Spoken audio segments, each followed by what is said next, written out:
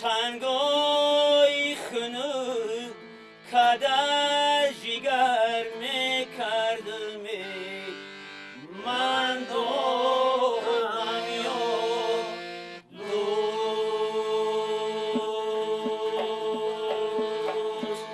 گندم لولا میانی گندم لولا ای لولا عاشق شدم و دختری فینقولا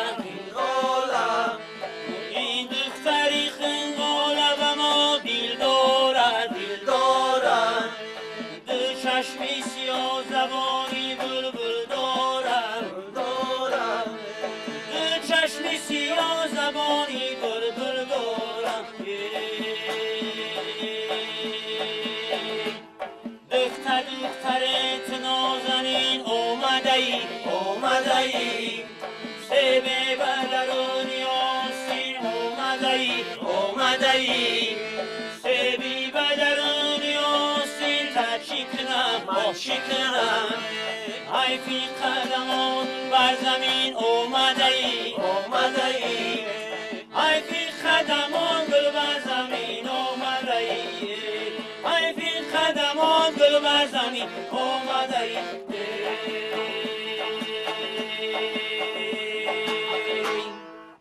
دوستان عزیز درود عرض میکنیم به شما بیننده عزیز تلویزیونی سفینه. برنامه گنجور است و ما در حلقه هنرمندان محبوب ناحیه همدانی حضور داریم و امروز در برنامه ما رو ایشان همراهی میکنند. همچنین در بر من استاد شاعر خلقی تاجیکستان علی محمد مرادی نیز هستند که داننده خوبی فولکلور و ایجادیات مردمی ولایت ختلان هستند که من امروز افتخار همصحبتی ایشان را دارم. خسته نباشید. و همین گونه ترانه های مردمی عموما ترانه هایی که در صحرا اجرا میشد خیلی زیاد بودن در میان مردم، مثلا برای گندم درو، برای مثلا شدگار کردن زمین همراهی مثلا برزگاه و این چیز و هر یک همین کارهای صحرا سرودهای خاصه خود را داشت در زمانش، نه استاد؟ عموما مردم ما همیشه سرود و موسیقی همراه اونا بودن، در حالت شادیشون، در حالت غمشون. مثلا سرود فلک خب هنگام درو، حتما وقتی که درو میکردم، من در دیهای سرکل کلام شده بودم، اونجا گندم درو بود، چی بود، یک کس وظیفهش فقط سرود میخوان، دیگران درو میکردن و هم دست گوش نمونده فلک میزن. عجیب. خب اما خستگی همونو رو همین سرود میبرورد و همونو با شوق و ذوق درو میکردن. بعد یک چیز دیگر هم هست، کم پیرامون همشون رباعیای خلقی، شعر خلقی را بسیار میدونم. مثلا من وقتی کودک بودم در همون سرکل زندگی میکردم، وقتی که می اومدیم مسافران میقپیدند که یک رباعی میگفتند که از قفای ما تکرر که از اون یک رباعیش در یادم این سیوا به سوقات لبت آوردم، ای بخشای گپای دینه شبت آوردم، تو ناز نکن غمزه نکن، سیبه بگیر ای دستم پوچالش ده به خونی دیر آوردم. خلاصه مردم با شعر، با کتاب، با ادبیات، با فرهنگ با وای رسید. واقعا و ببینید استاد که همین ایجادیات مردم، ایجادیات دهانی مردم باعث آن شد که ادبیات اصیل روی کار بیاید و مردم خود طبیعتا، خاصتا مردم ما طبیعتا ایجادکار هستند. آنقدر مثلا اگر بر رباعیات و نمون ادبیات دهانی مردم ما توجه کنیم، چقدر فلسفه غنی و زیبا و طبع شاعرانه در داخل آن نهفته است. همون دههایی که من تعریف کردم، دهه قواق نام داشت، این دوره در شمس‌الدین شاهین و اون طرف یک دهه دیگر است غزغرک. رباعی بسیار اونجا بعضا خلق وزن قافیه را رعایت نمیکنه که سخن چنان زیبا میاد که بسیار شاعرانه میاد که دیگر خودش مثلا میگه که در دشتک غزغرک یک دخترک های رمال بسر دارد، دالان بلند دارد، شمال غرک. من پول ندارم و چه شکنم راضی، یک جان دارم فدای زلفان او را.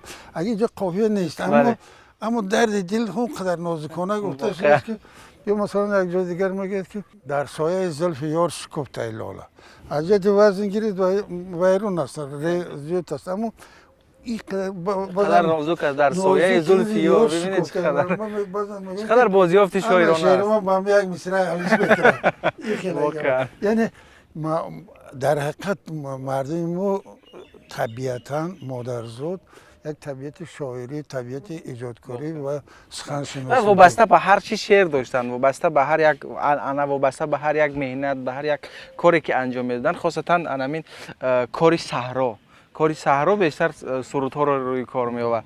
مثلا یک حیبات این مال خواندم در یا که شعری که در آغ گندم دارم. مثلا وقتی دروی گندم یک شعر است، وقتی باد کردن گندم باز مثلا ترانه دیگر است که چقدر مثلا از همین سرود دوستداری مردم ما درک میدهد.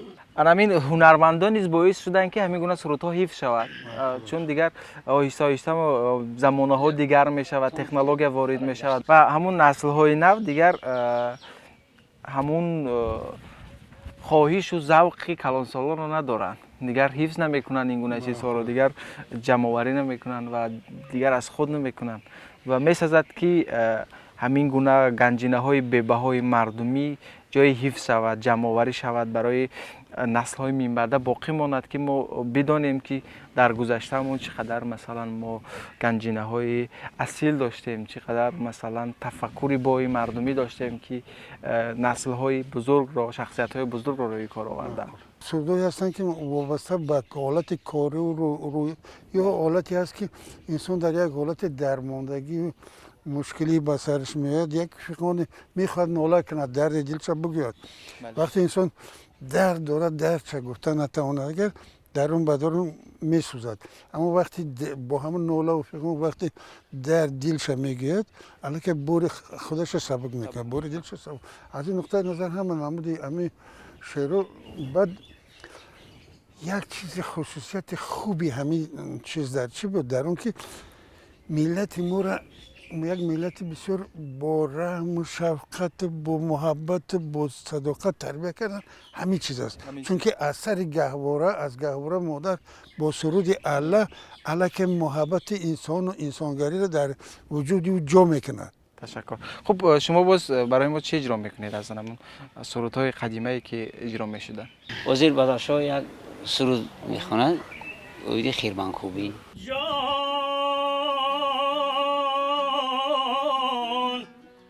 خیرمند پوری پایخومش بادش کی کنده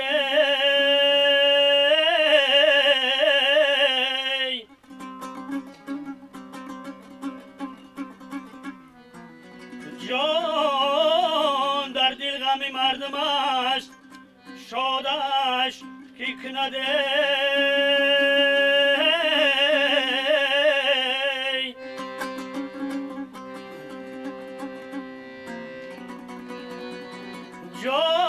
جان در زندگیم کسی به قدرم نرسید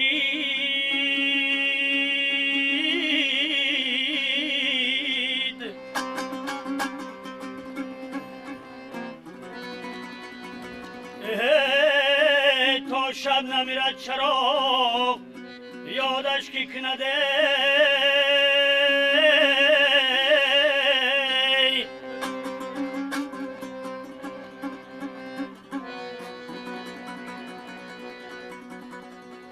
جان تا شب نمیرد چراغ یادش کی کند ای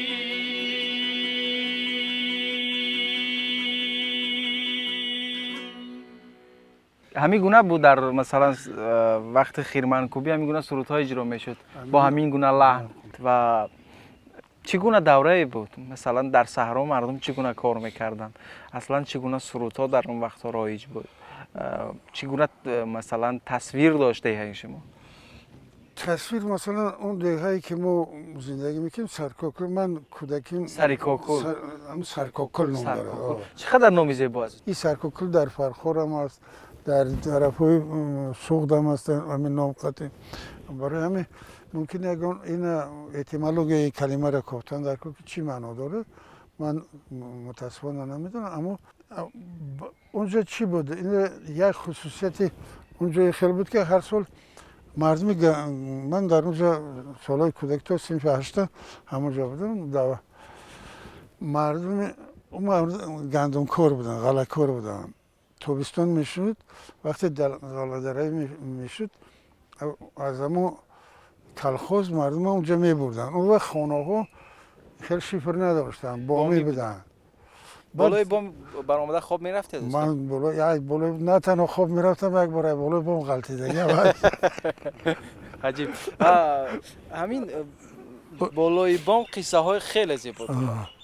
بالای بام مثلا نبیره ها با باباها خواب میرفتن، با بابی‌ها خواب میرفتن و تماشای ستاره ها از بالای بام چقدر لذت داشت. من تصویرهای ولی بعض شعرم ده همون لاله هایی که وقتی خیر بود اینجا رفتم ده اونجا اگر نشتم که به نظر همون بالای بام دختری همسایه نگه کسایی که بگرد بیا گفته. عجیب.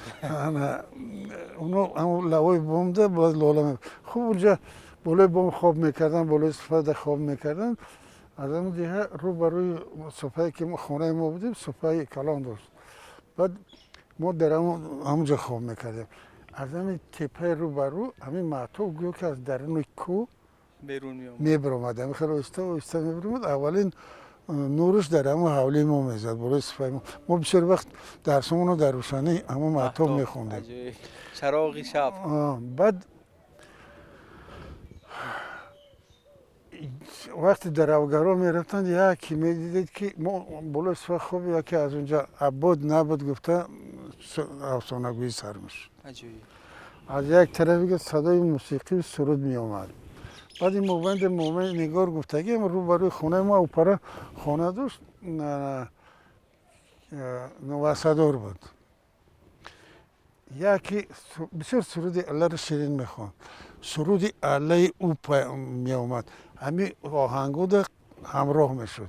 یک سیمفونی بسیار عجایبی با وجود می آمد که من شخصا اولی در همین کتاب خاطرام نوشتم و کتاب سیاکرندر چون در همونجا ما گفتم باور کنید نکنید ما خطاری همون قهرمانو در همون زد و خورده بودیم، در همون واقعا شریک داشتیم چون که با همون خواب میرفتیم در همون عالم افسانه خواب. یک سبب بیدار شدن مثلا همین تکان دادن روی ایجادی در من و همون محیطی همونجا بود. بله. و همین گونه محیط ها تاثیر میکنند چون ببینید که یک محیط طبیعی است، یک محیطی هست که کسی آن را نساخته است، از میان مردم خودجوش است و نسل ها را تربیت میکند. چقدر در داخل همین گونه محیط ها تربیت است، اخلاق است، فلسفه است، محبت است، عشق است. بعد یک چیزی بسیار مهمه که در ما بود ولی ما همین کتاب در همین چیزها را از دست داده ها گفته یک باب مخصوص دارم. در همونجا یک چیز بود مثلا در خیلی کوچه می آمدید حضور یک کلانتر اگر گپ زند پدر و بچه‌ش اگر جنگ کنه پدر و مادر کلته گرفته با سرش می آید. می اومد در خیلی کوچه می خپید یا ای درسمون می پرسید مسافر کو درس بگو چی که برای من یک شعر خوان انا درس بگو بخیر اگر نمیدونستی شرمنده میشی یا که مثلا یا اگه شعر بخوان. بله. خیلی چی مجبور میشدی یا که چیز میپرسید از ریاضی میپرسید یا که مثلا یکی میگذاشتی سلام نمیدادی از گوشت میگیره و بعد میبود پیش خونه اتاق اوچده بعد میگو که بچه تا تربیه کنه برامده میره البته اتاق اوچد نوازشت نمیکنه اون چپوتت میزده. یعنی همین خود انعناهای فولکلور همین خلق ما بود که همین هم حساب فولکلور محیط است که انسان ها را تربیه میکنه. برای تربیه یک جوان یک همه کس سهم میگذارند. این همین است. یا مثلا زن و شوهر اگر جنگ میشدن از زن قهر میکرد میرفت اونا میرفتن هم مسافد و میگردن میوردن هر چه میشوندن نصیحت میکردن. همین انانه ما همین فولکلور ما همین رسم و آیین قدیمه ما است. متاسفانه انمی از بین رفتن رسم و آیین انانه های ملی باعث میشد که ما آیسته آیسته آدمگری و اون خصوصیتی که خودمون داشتیم اونا رو از دست میدیم. انمی کاری شما حضور سر کرده است بسیار کار خیر است. این کار خیر همینه که یعنی رسم و آیین خوب سرود و فولکلور مردم جمع کرده، مردم پیشکش کن در کن. همین درخت هم مثال نگاه کنید. من حاضر گفتم درخت سرش در آسمان، ریشش در زمین است. ما باید ریشمون در زمین وطنمون باشه، مستحکم باشه. اگر ریشمون از اینجا کنده شد، بگذار دنیا در کجای در کار میکند، در کجا زندگی میکند، اما او باید حس وطن و وطنداریش به درجه باشد که فقط درباره اون فکر کنه که چیکار کردن میتونم برای وطن، چیکار از دست من چیکار میاد. و ریشه هر قدر مستحکم باشد، پایان‌تر باشد، درخت هم بالاتر میره. همین درخت ده بار بکوچونه دیگه خشک میشود. انسان هم وقتی که از ریشه اصلیش کنده شد، بفهمید که وای علاقه از آدم و آدمیتش میبرد، گم میشود. بله، تشکر، خسته نباشید.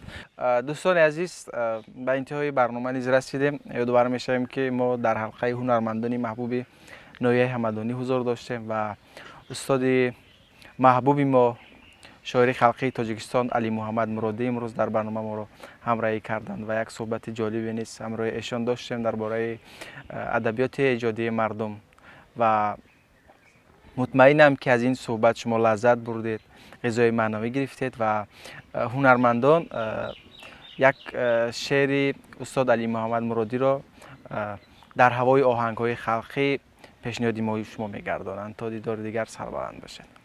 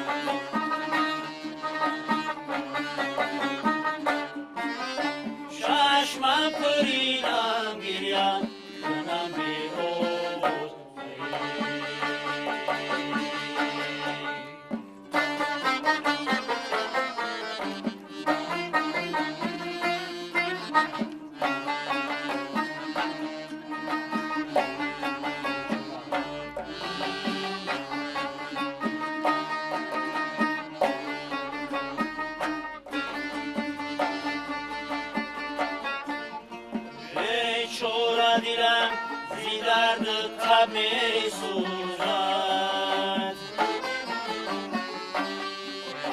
بیچاره دلم زی درد تب می سوزد، این کنده ای تر مزه عجب می سوزد،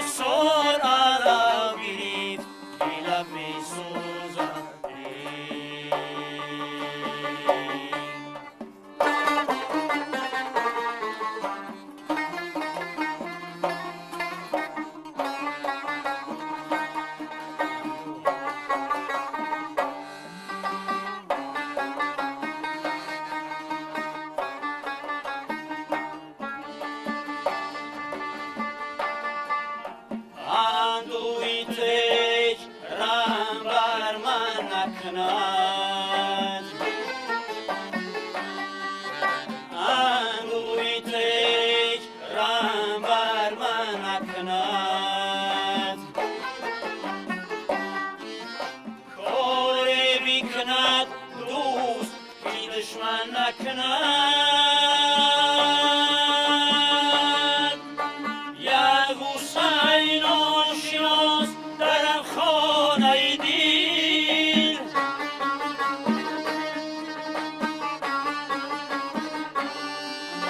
یک حسین آشناس در خانه دل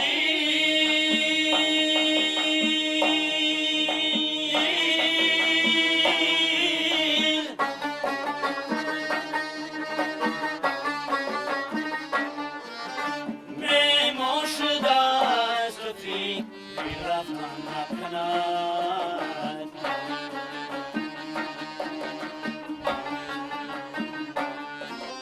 میما شده است فکر رفتن نکند